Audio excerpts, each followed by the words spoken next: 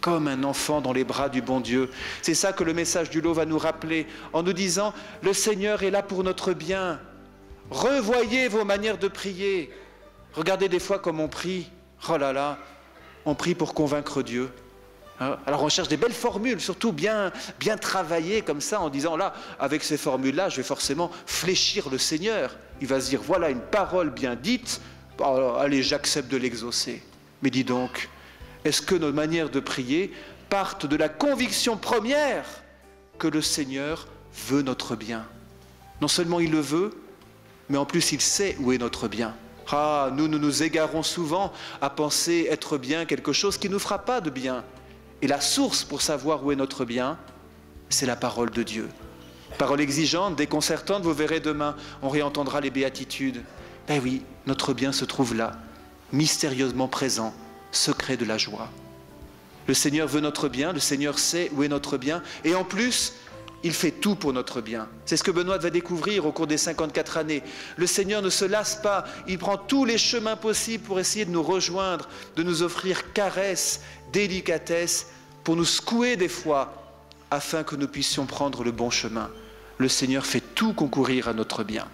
Alors vous voyez, premier message du lot, on laisse de côté résolument toute peur de Dieu. Il est avec nous. Emmanuel, Dieu avec nous. Deuxième message qui va avec, arrêtez de penser que Dieu est lointain. Ah, c'est vrai que dès qu'on emploie les mots, le ciel, on met ça au-dessus de la stratosphère et puis on considère que les affaires spirituelles, c'est pour très haut. Et nous sommes là dans la gadoue de la vie humaine. Même quand on dit le Notre Père, ah ça y est, proximité, qui est aux cieux, et on l'envoie là-haut. Ah, c'est vrai qu'il reste transcendant, souverain de tout ce qui existe, mais il est Père tout proche. Et le message du lot, c'est un rappel que le Seigneur est tout proche. Nous ne sommes pas dans une conception théorique de Dieu, nous sommes dans l'accueil d'un Dieu de proximité. Et ouvrez donc votre Bible, Isaïe, chapitre 49, verset 15. Une femme peut-elle oublier son nourrisson, ne plus avoir de tendresse pour le fils de ses entrailles? Même si elle l'oubliait, moi, le Seigneur, je ne t'oublierai pas. Il est comme ça, notre Dieu.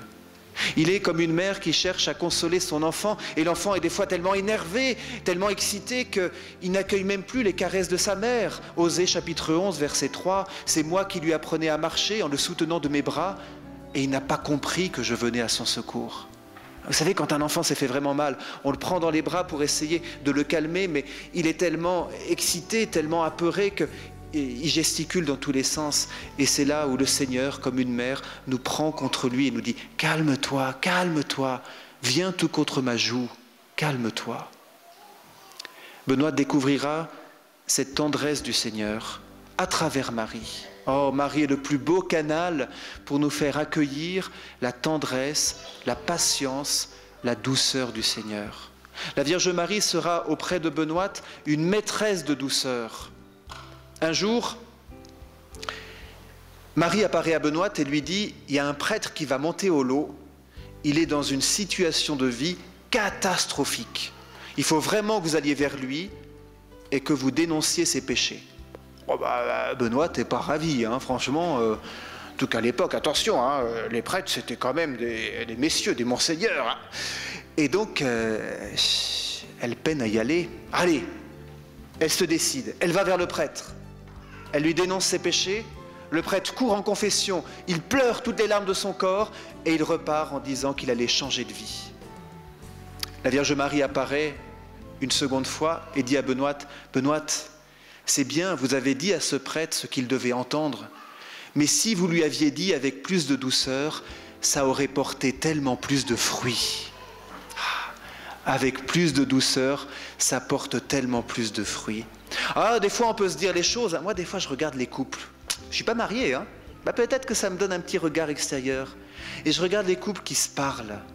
Ah, des fois ils se parlent pour se dire les choses, on pourrait dire, ils font le job, il y a quelque chose à dire, ils le disent.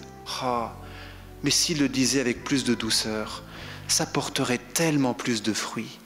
Notre monde crève par manque de douceur, et c'est à notre portée, à nous tous, d'apporter juste un peu de douceur. Tout à l'heure, ce soir, en entrant au restaurant, un peu de douceur à l'égard de la personne avec qui vous serez vous confronter pour savoir qui va passer le premier la porte. Un peu de douceur à l'égard des serveurs qui font tout ce qu'ils peuvent pour vous apporter les plats à temps. Un peu de douceur, quoi. Et notre monde sera tellement meilleur. Marie, auprès de Benoît, est éducatrice de douceur.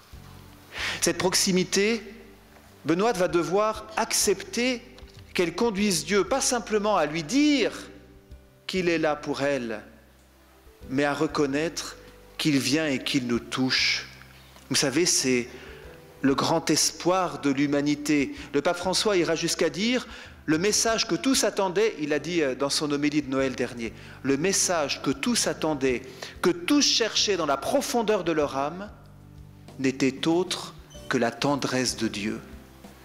Tous les gens que nous rencontrons, même les athées les plus bornés, même les personnes les plus enfermées, les plus cuirassées par une vie de souffrance, toutes ont soif de la tendresse de Dieu.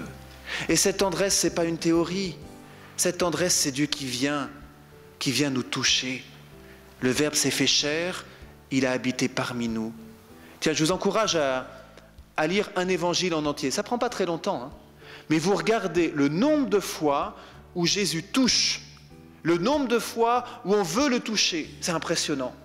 Les évangiles, c'est un touche-touche permanent.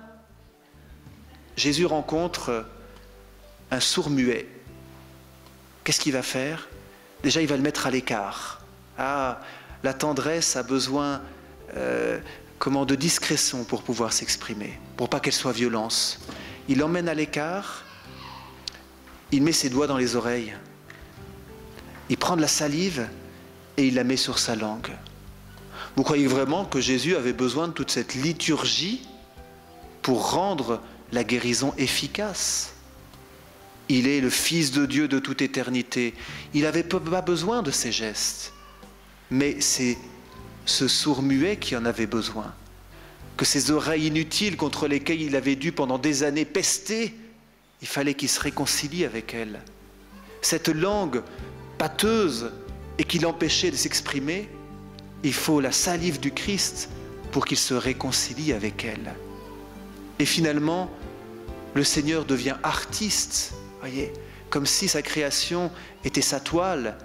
Et auprès de cet homme, il touche les oreilles, il touche la langue. C'était pas utile, mais c'était indispensable pour que nous nous rendions compte que le Seigneur veut nous toucher. Ah, c'est pas toujours si évident. Tiens, encore un épisode dans la vie du lot. On est le 8 juin 1672. Alors si vous comptez bien, 1672, les premières apparitions ont commencé, maintenant vous le savez, en 1664. Ceux qui ont du mal à retenir, vous pensez à une marque de bière, et vous le dites autrement, 1664. Bon, début des apparitions. 72, on est 8 ans après. On pourrait dire que Benoît a eu l'habitude. Et voilà ce qui se passe. Un jour, la Vierge Marie apparaît à Benoît et lui présente sa main à toucher. Et Benoît lui répond, je vous cite le texte, « Non, Mère de Dieu, il n'est pas juste qu'une chair de chienne touche de si belles mains. » Rendez compte? Non, Mère de Dieu, il n'est pas juste qu'une chair de chienne touche de si belles mains. Voyez comment Benoît refuse le projet céleste. Elle le refuse en se déshumanisant. Elle n'est pas une chair de chienne. Elle est une pauvre pécheresse, d'accord. Mais elle n'est pas une chienne.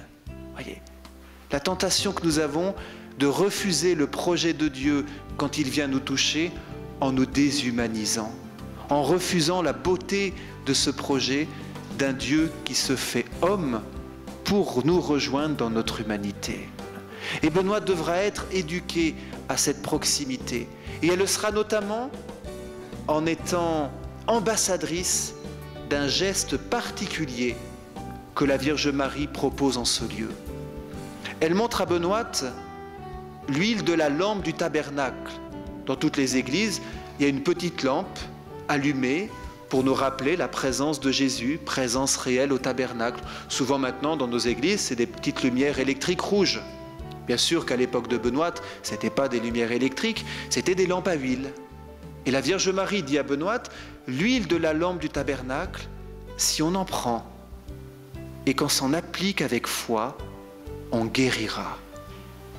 Elle décide de faire de cette huile, non pas une huile miraculeuse, mais une médiation de guérison. On vivra vendredi soir une veillée autour de cette huile. Mais vous pouvez aller dans la basilique. Je rappelle que la basilique est un écrin pour abriter la chapelle des apparitions. Et dans cette chapelle, vous voyez une vasque d'huile. Et vous pouvez vous faire le geste.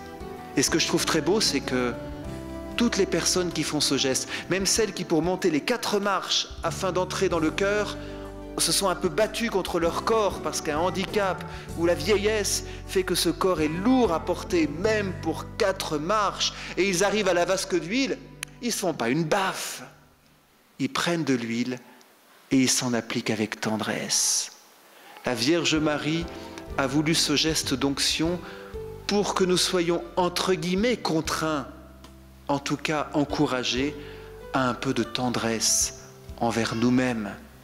Même sur nos corps difficiles à supporter, un peu de tendresse, un peu de caresse.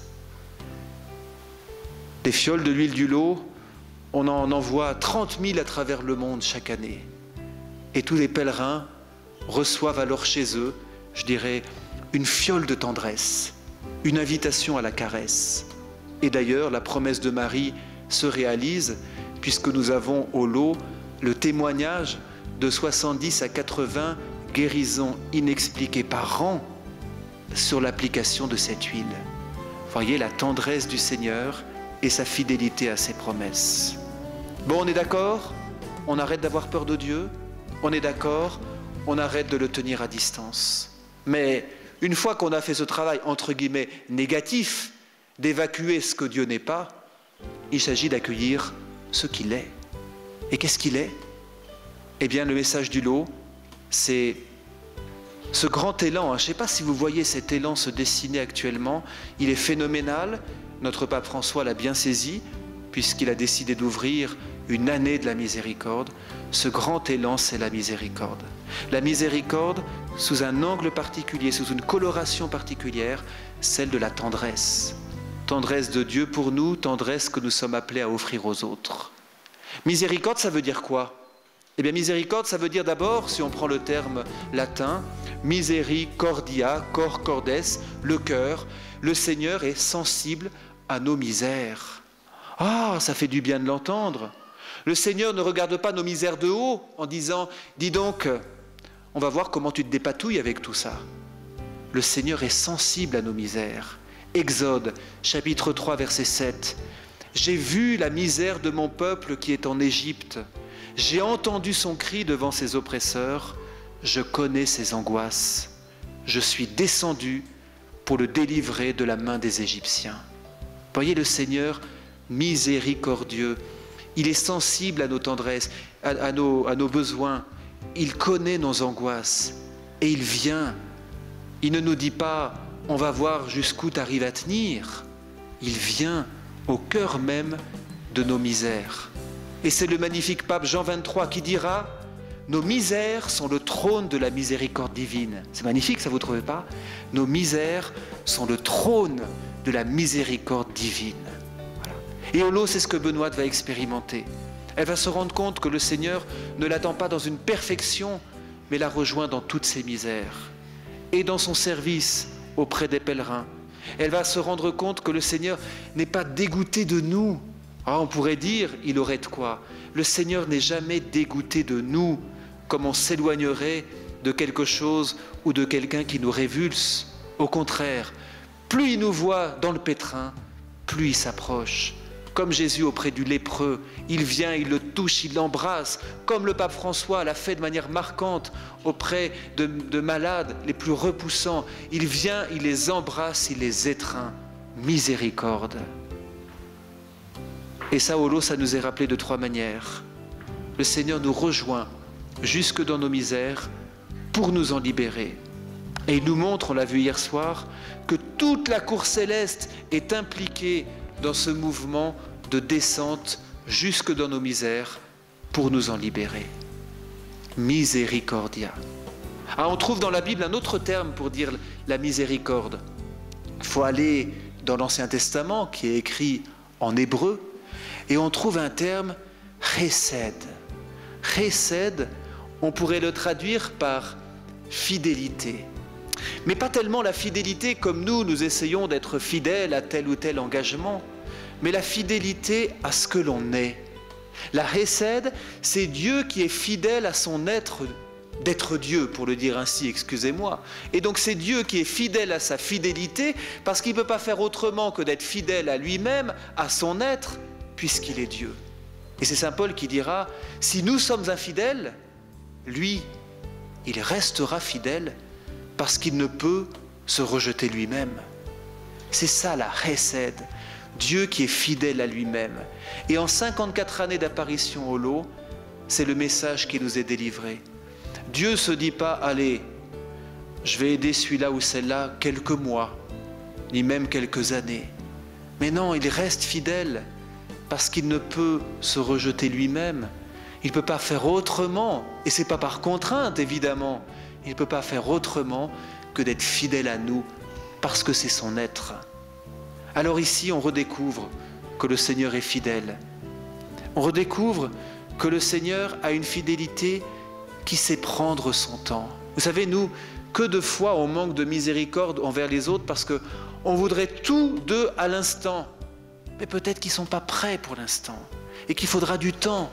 Et non pas qu'on doive renoncer à la vérité, mais on doit peut-être leur laisser ce temps. C'est ce que le pape Jean-Paul II appellera la loi de gradualité dans la magnifique encyclique Familiaris Consortio en 1981. Ça commence à dater, on ne l'a pas encore tout à fait appliquée.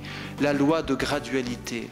Non pas qu'on renonce à la vérité, mais on essaie de voir si les personnes sont capables de l'accueillir. C'est ce que disait saint Paul aux Corinthiens. Les Corinthiens, tête de pioche, avec lesquels il va avoir beaucoup de mal. Et il va leur dire, je vous ai donné du lait à manger, parce que vous n'étiez pas capable de manger une autre nourriture. Quel parent dirait à son enfant de 6 mois, bon j'en ai marre de lui donner du lait, allez, on passe au steak. Ça ne marcherait pas. Pauvre enfant qui recevrait à 6 mois un steak, qu'est-ce qui se passerait dans son pauvre estomac? Voyez. Et nous, des fois on veut balancer aux autres des steaks et des magrets de canard, alors qu'ils sont seulement capables d'accueillir du lait. Voyez. Miséricorde, reconnaître à quelle étape de développement spirituel ou humain ou relationnel en sont les autres. La miséricorde, c'est encore autre chose. La miséricorde, c'est la puissance de vie de Dieu. Il y a un troisième terme pour dire miséricorde. On a vu sensible aux misères, on a vu fidélité à son être, et il y a un troisième terme, c'est rahahim. Ça fait une belle jambe pour ceux qui ne connaissent pas l'hébreu. Alors je vais vous dire 2 petites choses essentielles pour le comprendre. D'abord, him, en hébreu, c'est un pluriel. Donc on va nous parler de quelque chose de pluriel. Ok. Et raham, la racine du mot, c'est l'utérus. Quand on dit miséricorde, on dit, entre guillemets, Dieu est pluralité d'utérus. Bon, d'accord, ça nous fait une belle jambe, hein? Mais c'est formidable. Qu'est-ce que c'est l'utérus? C'est le lieu où se tisse cette relation unique entre la mère et son enfant. C'est le lieu dans lequel, par le cordon ombilical, la mère va nourrir cet enfant qui va recevoir tout ce dont il a besoin pour sa croissance. C'est le lieu où il est protégé, bien au chaud, et où il peut grandir, développer tout ce qui lui sera utile une fois qu'il aura vu à l'extérieur le monde dans lequel il sera appelé à évoluer. Le Seigneur avec nous est pluralité d'utérus, vous vous rendez compte? Ça veut dire qu'il tisse avec nous en permanence cette relation intime qui nous nourrit par le cordon ombilical de tout ce qu'on peut penser que le Seigneur nous donne, les sacrements bien sûr, sa parole, la Vierge Marie, tout ce qui va être ce cordon ombilical qui nous rattache au Seigneur et qui nous donne la nourriture indispensable pour notre vie. Raha'im, miséricorde, est là pour nous dire que le Seigneur donne la vie. Tiens d'ailleurs dans les paraboles de la miséricorde, en Luc chapitre 15, le père qui va venir, qui va voir son fils qui revient, va pas simplement dire « il était perdu et il est retrouvé », mais ensuite il dit « il était mort et il est revenu à la vie ». C'est ça, faire miséricorde, c'est faire revenir à la vie. C'est ce que le Seigneur a fait auprès de la Samaritaine qui était morte dans sa vie de non-sens, auprès de la femme adultère qui était déjà accusée, mise à mort par tous les autres. Le Seigneur donne la vie. Nous, vous savez, quand on a du mal à pardonner, en nous-mêmes, on raye certaines personnes de notre carnet d'adresses. Celui-là ou celle-là, pour moi, il n'existe plus. On les raye, on les tue. Et le Seigneur nous dit, miséricorde, donnez la vie. Nous sommes faits pour donner la vie parce que nous recevons sans cesse la vie. Nous l'avons reçue de la croix, nous avons reçu notre baptême. Nous sommes des ressuscités, nous devons être des donneurs de vie. Nous devons être des ressuscitants. Ah, je vais vous citer un petit exemple, parce que souvent, les exemples valent mieux que les théories. C'est l'exemple d'une femme. Pendant très longtemps, elle avait trompé son mari. Et un jour, voilà qu'elle va le lui révéler. C'est le père Caffarel, magnifique fondateur des équipes Notre-Dame, qui rapporte cet événement. Voilà ce que dit cette femme. Donc elle avait trompé son mari. Ne voulant pas saccager le bonheur de Serge, mon mari, je veillais à ce qu'il ne pût rien soupçonner de mon adultère. Mais voilà que son amour pour moi s'approfondissait de jour en jour. Alors au cours d'une soirée, quand il m'exprima par des termes qui m'atteignirent le cœur, à quel point il m'aimait et m'admirait, je laissai échapper « Ah, si tu savais !» Et il me répondit « Mais oui, je sais !»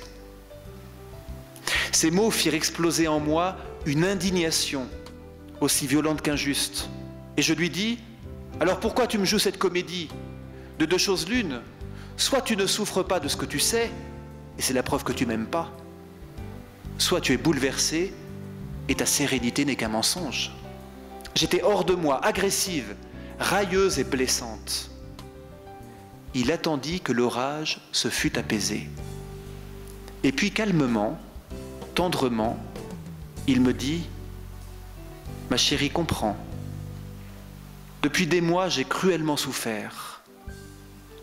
Mais ma souffrance à moi était supportable parce qu'elle ne m'abîmait pas moi-même.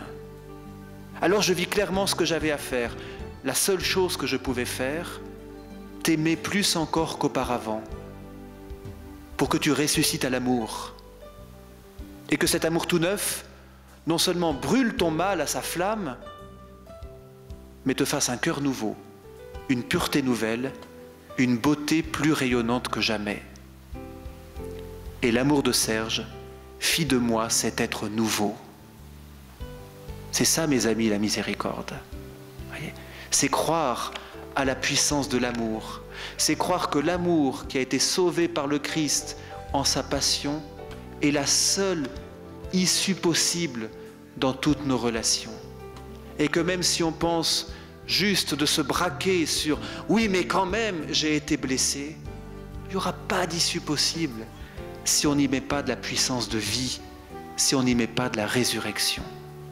Et saint Paul nous dira, 2 aux Corinthiens, chapitre 5, verset 17, « Si quelqu'un est en Jésus-Christ, il est une créature nouvelle. Le monde ancien s'en est allé, un monde nouveau est déjà né. Tout cela vient de Dieu, il nous a réconciliés avec lui par le Christ et il nous a donné pour ministère de travailler à cette réconciliation. » Vous entendez à quel point saint Paul nous dit que voilà, le monde est nouveau par le Christ. Et la première conséquence qu'il en tire, c'est celle-ci. Il nous a donné pour ministère de travailler à cette réconciliation. Alors allez, on se retrousse les manches et on travaille. Mais attention, on travaille dans la joie. Parce que la miséricorde, c'est la joie. Richard nous l'a bien dit ce matin à travers le beau témoignage qu'il nous a offert. La miséricorde, c'est la joie. Et si vous avez encore besoin de vous en convaincre, ouvrez l'Évangile selon saint Luc, chapitre 15, et revoyez encore, réaccueillez ces 3 magnifiques paraboles de la miséricorde. On les connaît bien sûr. Le fils prodigue, la brebis égarée, la pièce de monnaie perdue. On les connaît, mais qu'est-ce qu'on les connaît mal? Elle nous parle de la joie. Ah, on pourrait dire Jésus aurait pu prendre des cours de marketing. Franchement, moi je trouve qu'il aurait dû faire HEC. Il aurait compris que ce n'était pas une bonne manière de faire. Écoutez donc ce qu'il nous dit. Si l'un de vous a 100 brebis et en perd une, ne laisse-t-il pas les 99 autres dans le désert pour aller chercher celle qui est perdue jusqu'à ce qu'il la retrouve? Quand il l'a retrouvée, tout joyeux, il la prend sur ses épaules. Et de retour chez lui, il réunit amis et voisins. Il leur dit « Réjouissez-vous avec moi, car j'ai retrouvé ma brebis, celle qui était perdue. » Je vous le dis, c'est ainsi qu'il y a de la joie dans le ciel pour un seul pécheur qui se convertit, plus que pour 99 justes qui n'ont pas besoin de conversion.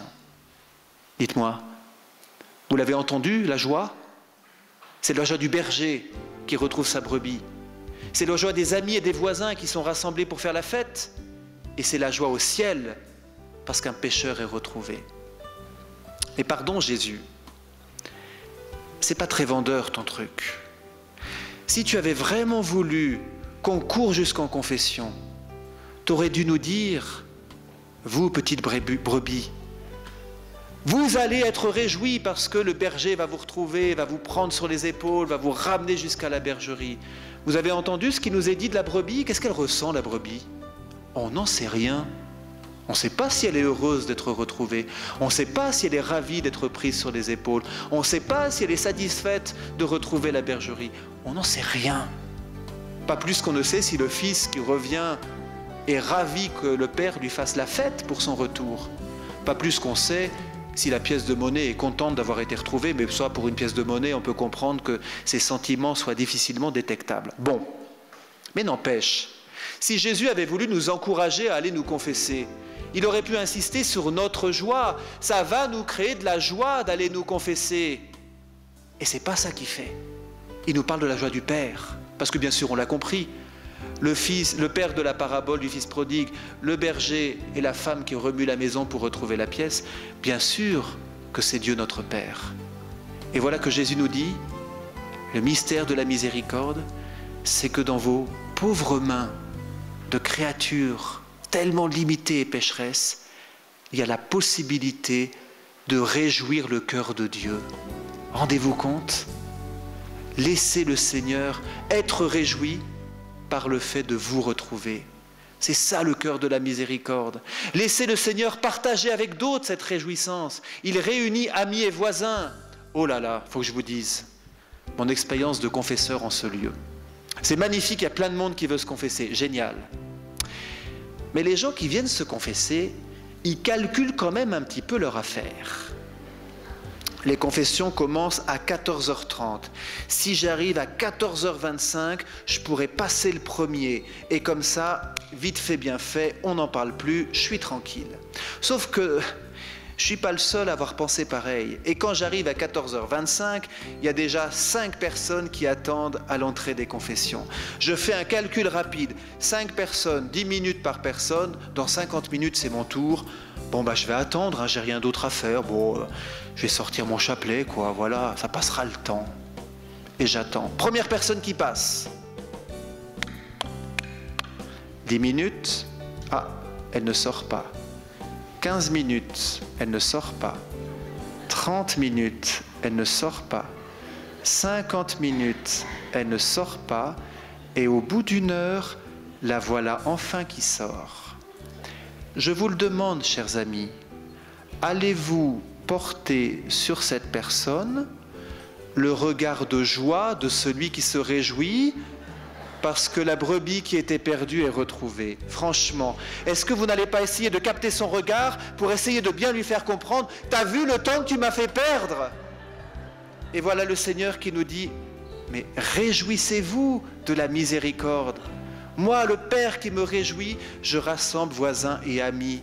Il faudrait, quand on voit sortir quelqu'un de confession, on applaudisse, on débouche le champagne, on se réjouisse. Et plus ça a été long, ça veut dire que plus la personne était loin et il a fallu du temps pour qu'elle rentre jusqu'à la demeure. Merci Seigneur, et je me réjouis avec elle plutôt que de me plaindre d'avoir perdu mon temps si précieux. Nous réjouir de la miséricorde.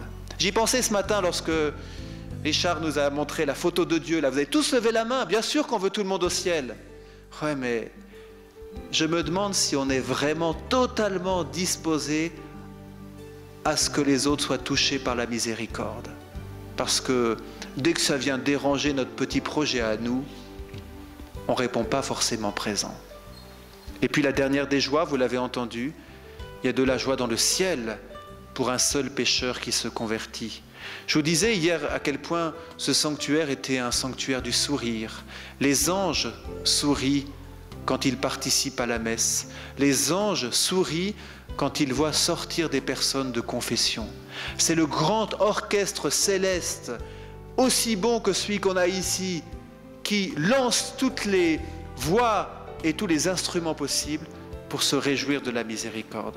Et c'est pourquoi ce sanctuaire marial est aussi un sanctuaire angélique et un sanctuaire où des saints sont à Paris pour nous montrer qu'il y a de la joie dans le ciel pour un seul pécheur qui se convertit.